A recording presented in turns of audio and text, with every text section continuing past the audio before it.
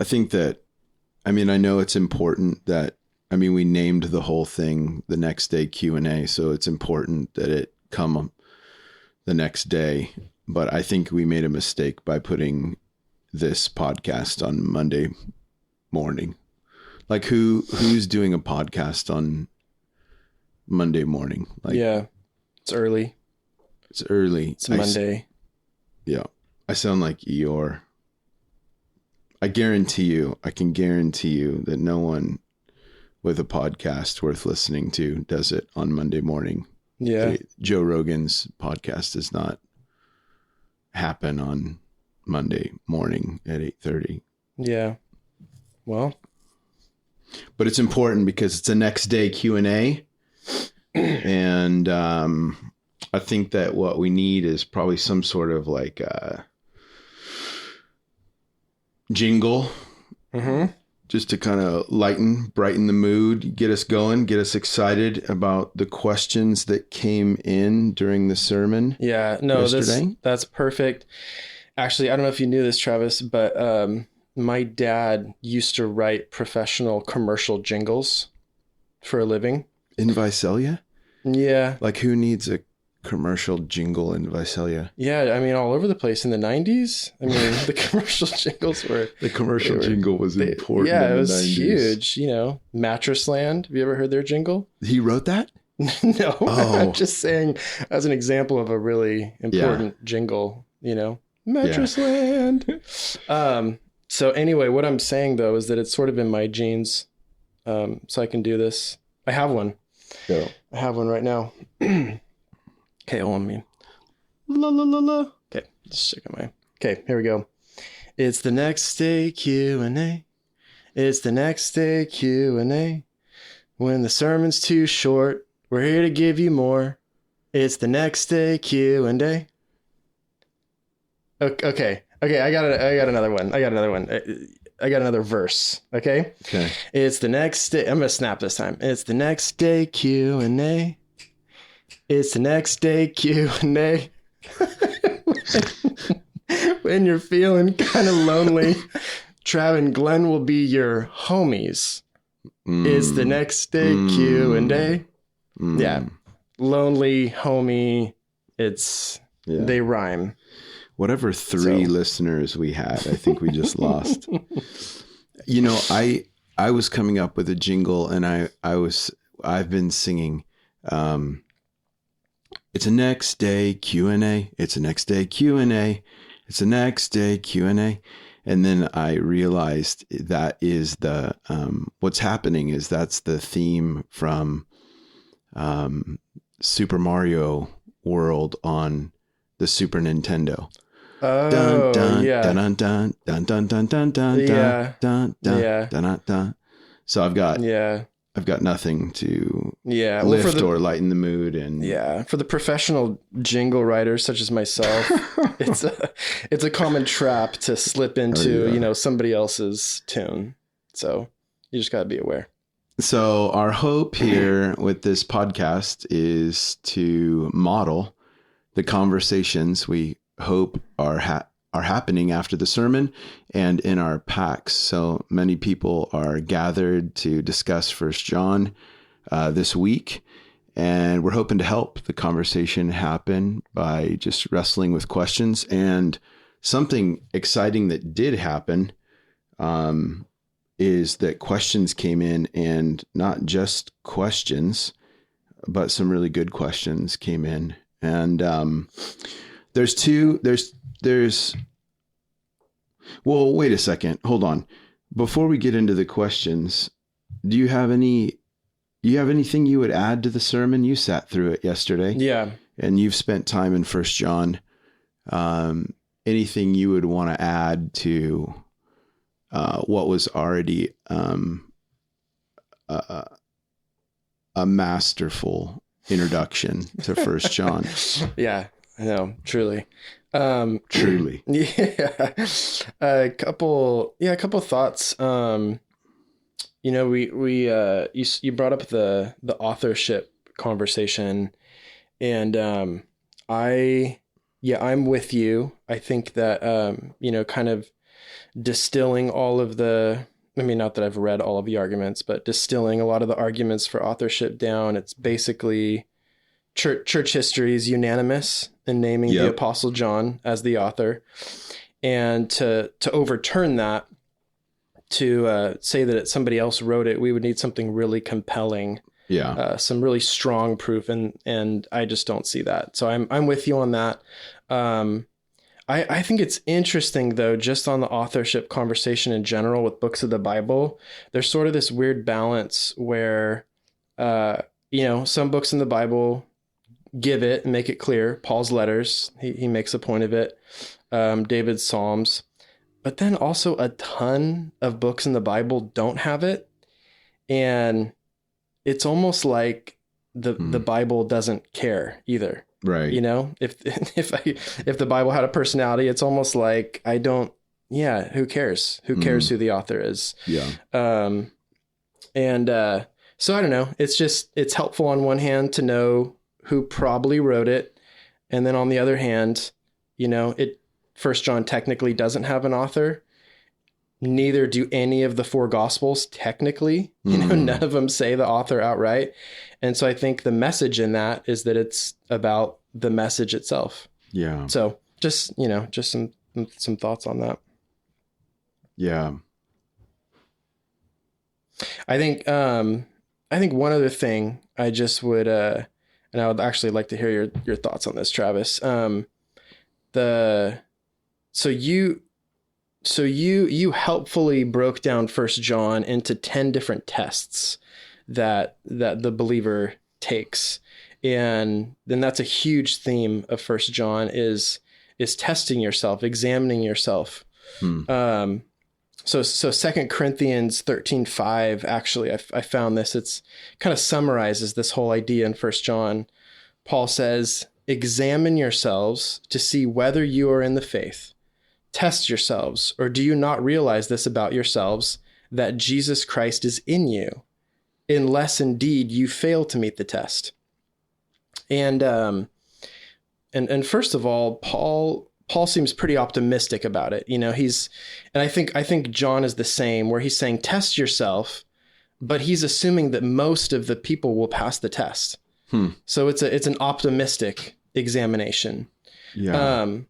But I think this idea of testing ourselves to see if we're in the faith, that seems pretty foreign to every church that I've ever been to. It's just not part of our Christian culture is, hey, have you examined yourself lately to see if you're a Christian? I don't know, any thoughts on that, on why that is, or just... Yeah, I wonder if it has something to do with not being able to trust our view of ourselves. Or it seems that I'm often either too hard on myself and not seeing myself rightly, or I'm going too easy on myself and overlooking. So I'm either really drilling down on my weaknesses and obsessing, or I'm overlooking my shortcomings and trying to justify why I do what I do. So I wonder if it has something to do with us not trusting ourselves to test ourselves. Totally. It really does feel like only the knife of the Holy Spirit, only He can perform that kind of surgery where He really does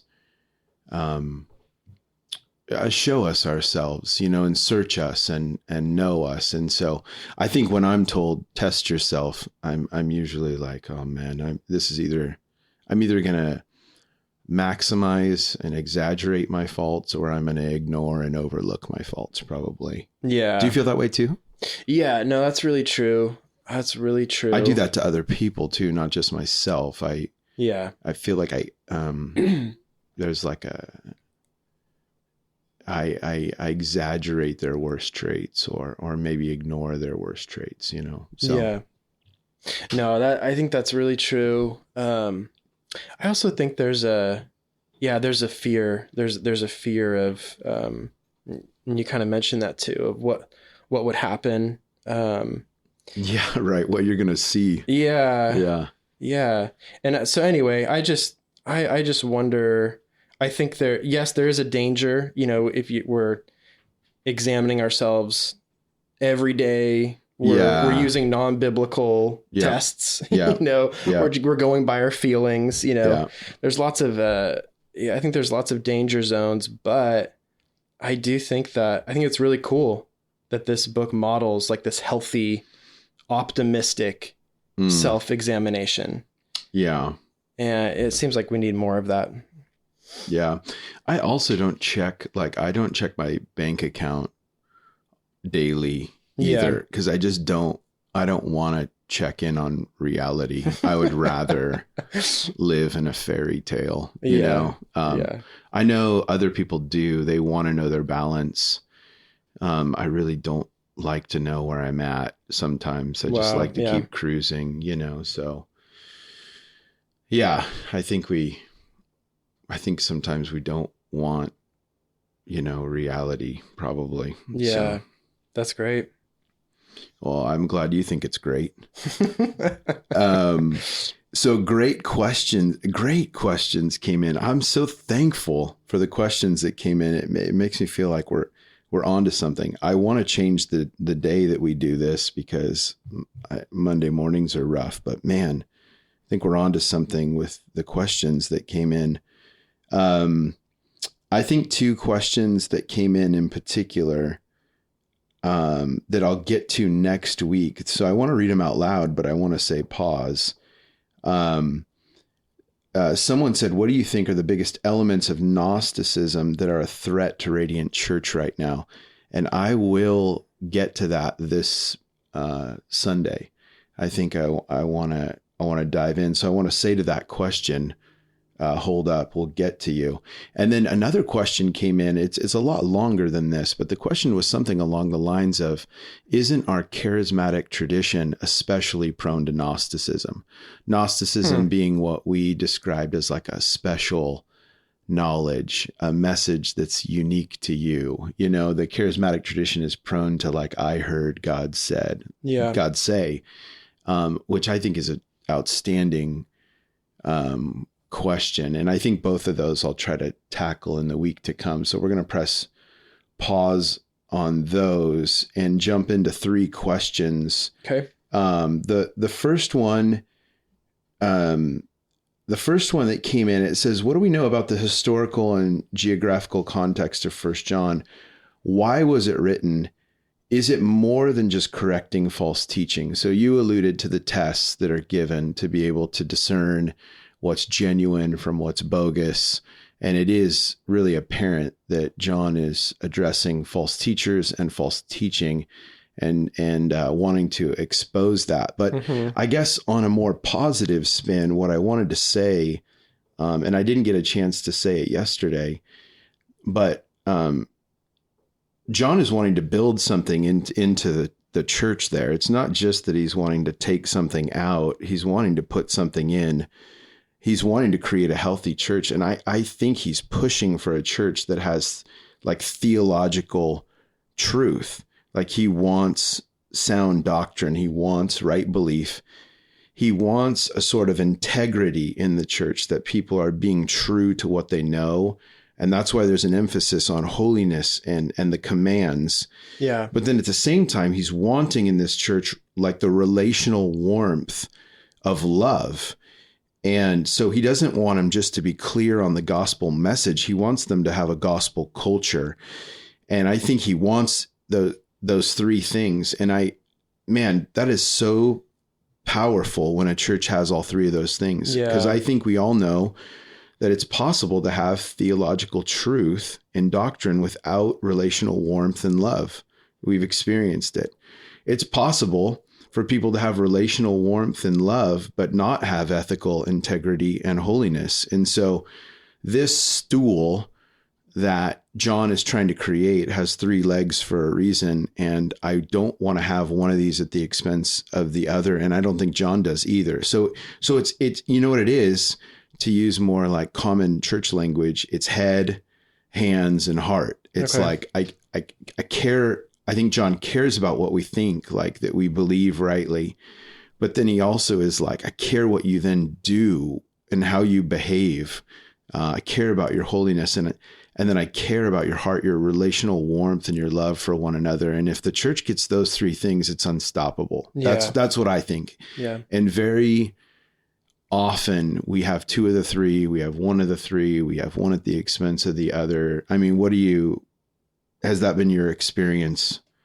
Do you feel like we're prone to have one of these things at the expense of the other? Yeah, absolutely. Yeah. I was just, a conversation we had just before the podcast. I was just thinking I've been a part of quite a few churches actually before Radiant. And so I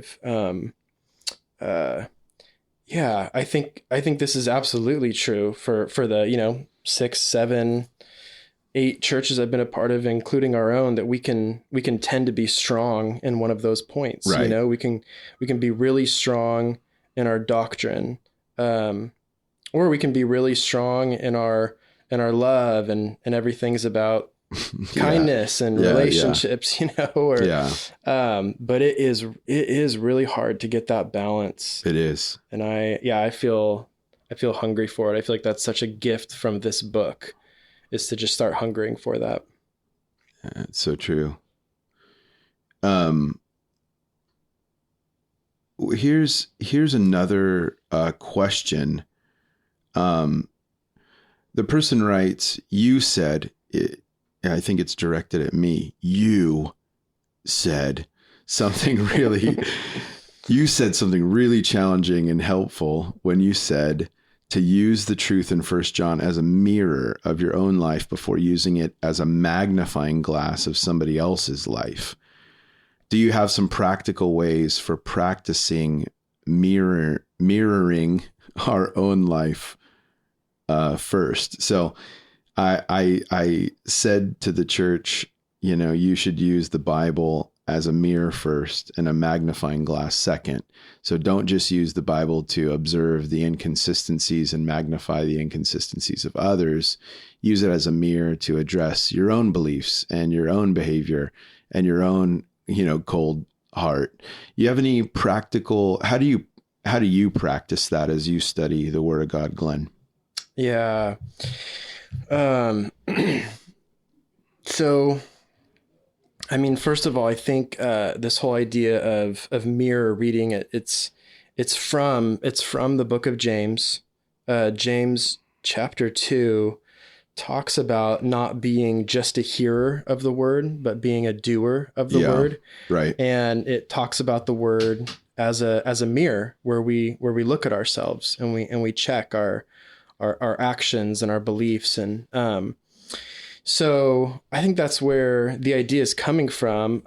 As far as practical ways to walk it out, I actually think that so yesterday in your message, you used the 3 sentences from Jen Wilkin, kind of the fill in the blank sentences. And do you think she's as impressive as I do? Have you ever bought one of their women's Bible studies? Okay, I haven't, but I literally just told somebody last week that right now she's my favorite female Bible teacher. Yeah. So, and I listened to the Knowing Faith podcast where it's her and a couple other dudes, and oh my gosh, but honestly, even on that podcast, yeah, every time she speaks, it's the best part of the podcast. I know. Anyway, so I know we're fans. I'm a fan. So why do you think in Timothy it says, I don't permit a woman to teach? Sorry. Wow. We don't have time. We don't have time for that, but I'm interested in your thoughts on that because Jen Wilkin is amazing. She's amazing. Man. Okay. I'm sorry for. Yeah. Wow. Man, how do we recover from that? You were saying something about... the 3 fill in the blanks I thought that you gave yesterday were super helpful. I'm going to paraphrase because I didn't memorize, but the first was about God's character. Yeah. The second was about our identity, and the third was about our actions. Yeah. And that I think that's a great way when we're reading the Bible is to first ask ourselves, what does this say about God? Secondly, what does this say about me? Who I am, not necessarily what I'm what I'm doing, but who I am. And then third, about our actions. What does this passage say that I should be doing, or what does it encourage me to do? And I think that's helpful because when we're mirror reading the Bible, it doesn't necessarily mean that we always jump to number 3 and just, okay, I need to do something. I need to do something. We start with, okay, who is God? Who am I? And what is this passage telling me? Yeah. And none of those 3 are, and what does this passage say that your friend or your spouse should be doing right now? Yeah, that's so true. One last quick thing on mirror reading is that I think it's important for people who give out the word to other people, whether it's a pastor, a teacher, or kids church, doing a Sunday school lesson, is that we're reading the Bible for ourselves first and foremost. Yeah. I think that's a trap we can fall into, is that we only read the Bible for what we can teach or give to somebody else. And I don't think that's mirror reading either. We first read it for what it's saying to us.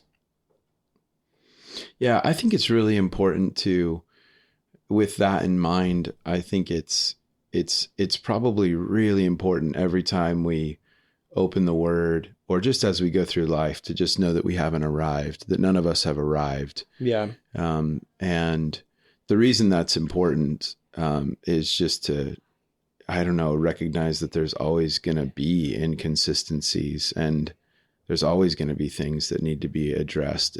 At no point in our lives are we going to open the Word of God and not have things revealed in our lives, So starting from that point of we're probably never going to quite get there, I think is a good place to start. So there was one, this question was in particular, I was interested in your thoughts on this. This is the last question we'll discuss, but it says, on the topic of guarding our lives and hearts against false doctrine, how do we balance the Bible's commands of having unity with well-meaning yet false teachers?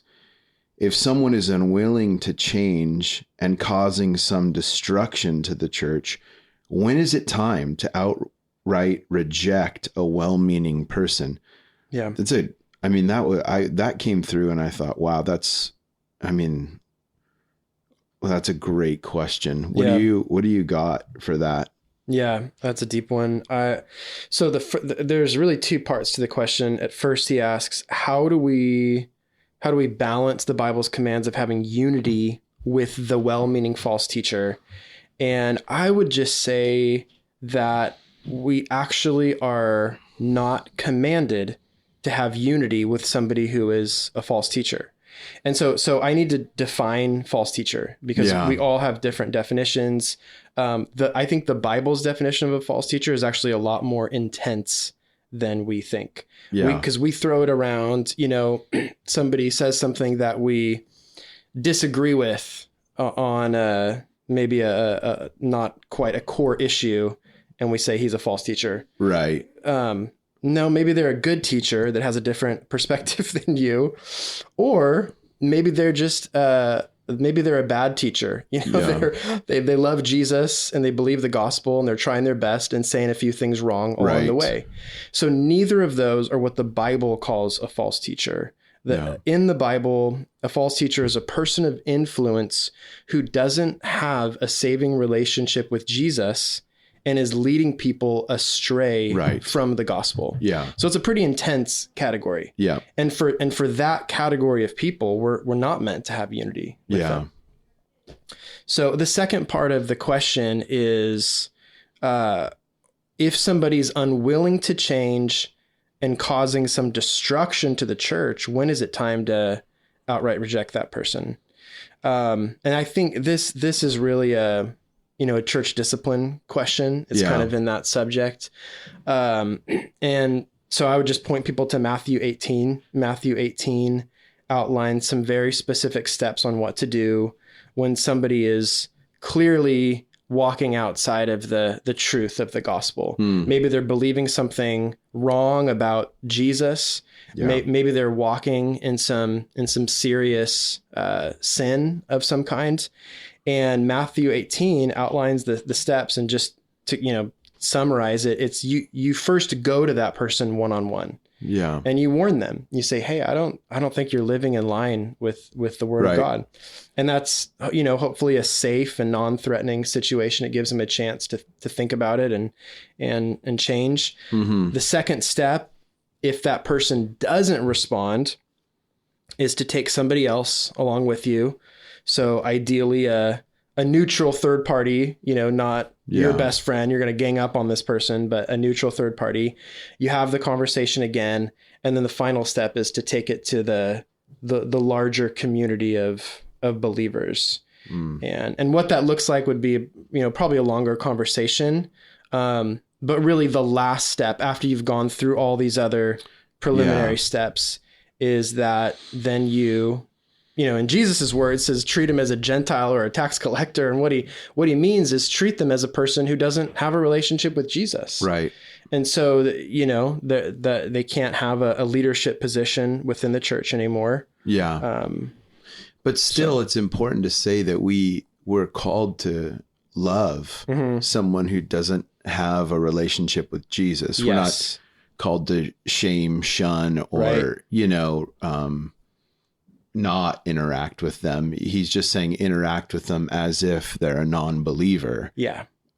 Which I think is important part of that, Yep. Absolutely. I think I heard, and this would be worth saying, is like, I think historically I've heard people say, well, there's kind of essential issues and non-essential kind of issues, or maybe they say there's closed hand and open hand, and with closed hand issues, those are issues of orthodoxy, and we have to agree on these things. And then there's open-handed or debatable issues, and I've heard that for a long time, and I think it's important to understand in the argument what we're arguing about. Are we arguing over a debatable issue or an essential issue? Right. But I was really helped by this guy, Andrew Wilson, who introduced something a little bit different than that, which is that in Christianity, some things are written in blood, some things are written in pen, and some things are written in pencil.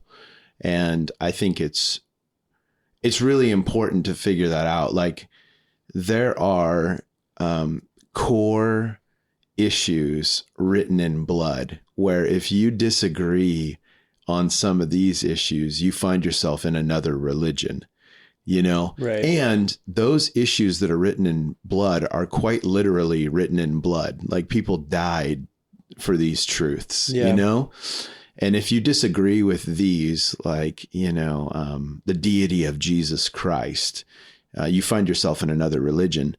But there's other issues that are written in pen. And if you disagree on the issues written in pen, you probably find yourself in another church.